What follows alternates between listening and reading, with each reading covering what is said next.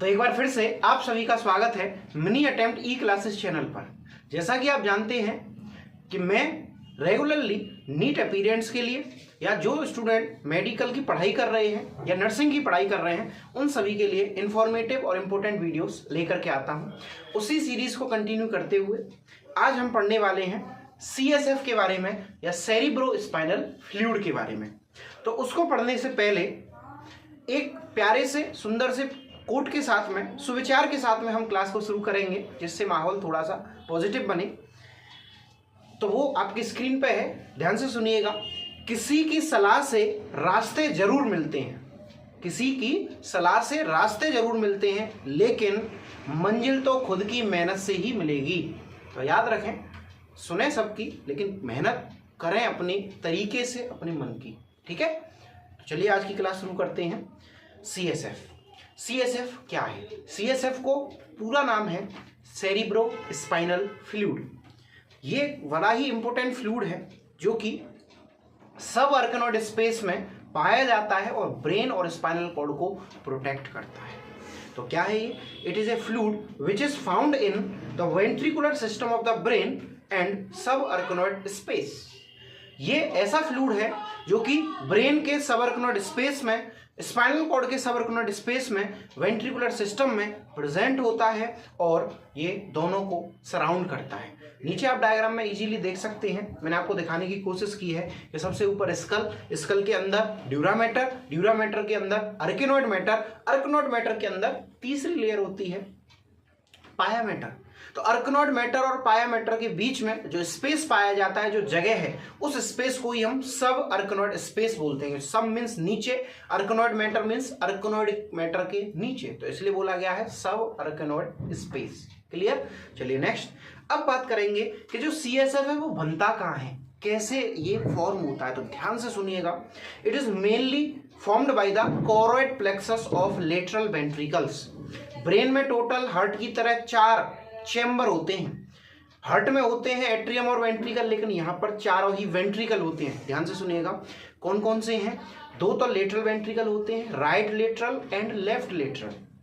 एक होता है थर्ड वेंट्रिकल और एक होता है फोर्थ वेंट्रिकल। तो दोनों ही लेटरल वेंट्रिकल, राइट और लेफ्ट लेटरल वेंट्रिकल, उनके अंदर एक कैपिलरीज का स्पेशल नेटवर्क होता है जिसको हम कोरोइड प्लेक्सस बोलते हैं। उस कोरोइड प्लेक्सस में ही फॉर्मेशन ऑफ CSF होता है। चलिए नेक्स्ट, अब हम बात करेंगे इसकी कैरेक्टरिस्टिक्स के बारे में कि CSF कितना होता है, सीक्रेशन कितना होता है, कलर क्या होता है, pH क्या होता है, इन सब के बारे में। तो इसका वॉल्यूम होता है 120 ml पर मिनट। CSF का वॉल्यूम कितना होता है? टोटल 120 ml, जो कि कंप्लीट सब आर्कनोइड स्पेस में ऑलवेज प्रेजेंट होता है। ठीक है। सीक्रेशन की अगर हम बात करें तो 0.5 ml पर मिनट, 1 मिनट में 0.5 ml सीक्रेट होता है। 20 से 30 ml हर घंटे निकलता है और 500 से 720 ml एक दिन में ये प्रोड्यूस होता है। उसमें से 120 से 125 ml ही बचता है, बाकी का सब एब्जॉर्ब कर लिया जाता है। आगे बताऊंगा कैसे होता है। अब फिर बात आती है कलर की, तो इसका कलर कैसा होता है? ये कलर लेस होता है, बिल्कुल क्रिस्टल क्लियर होता है। नेक्स्ट, pH होता है इसका एल्कलाइन, ये एल्कलाइन फ्लूइड है, इसका pH होगा 7.33। ओके। अब हम बात कर रहे हैं इसके प्रेशर की, तो इसका प्रेशर होता है 10 से 15 centimetre of H2O in lying down position, माने लेटे हुए व्यक्ति में 10 से 15 सेंटीमीटर H2O इसका प्रेशर होता है, और खड़े हुए व्यक्ति में मीन्स अपराइट पोजीशन में 30 सेंटीमीटर ऑफ H2O ये इसका नॉर्मल प्रेशर होता है। चलिए उसके बाद में नेक्स्ट आता है components of CSF, means CSF में क्या क्या चीजें प्रेजेंट होती हैं। CSF 2 चीजों से मिलकर के बना हुआ है, एक वाटर और एक सॉलिड कंपोनेंट। वाटर कंपोनेंट 99% होता है इसके अंदर एंड सॉलिड कंपोनेंट ओनली 1% होता है, जिसमें से सॉलिड कंपोनेंट्स को 2 पार्ट में डिवाइड किया गया है, ऑर्गेनिक और इनऑर्गेनिक में। इनऑर्गेनिक में आते हैं sodium, potassium, calcium, bicarbonate, magnesium, ये सारे मिनरल्स, और ऑर्गेनिक में आते हैं जैसे protein, glucose, urea, uric acid, creatinine, ये सारी चीजें सब आते हैं ऑर्गेनिक में। ठीक है। अब बहुत ही इंपॉर्टेंट चीजें हैं जो कि आपको याद रखना है, हमेशा काम आएगा। सर्कुलेशन ऑफ CSF, चाहे नीट का पेपर हो, मेडिकल का हो, नर्सिंग का हो, कोई भी पेपर हो, ये टॉपिक आने वाला 100% है। ठीक है, तो ध्यान से सुनिएगा। सर्कुलेशन कैसे होता है सीएसएफ का? सीएसएफ सबसे पहले choroid plexus of lateral ventricles में फॉर्म होता है, बनता है, वहां से आता है ये लेटरल वेंट्रिकल्स में। लेटरल वेंट्रिकल से by the interventricular foramen, interventricular foramen से थर्ड वेंट्रिकल में जाता है, थर्ड वेंट्रिकल से जाता है फोर्थ वेंट्रिकल में, थर्ड से कहां जाता है? फोर्थ में जाता है बाय द सेरिब्रल एक्यूडक्ट।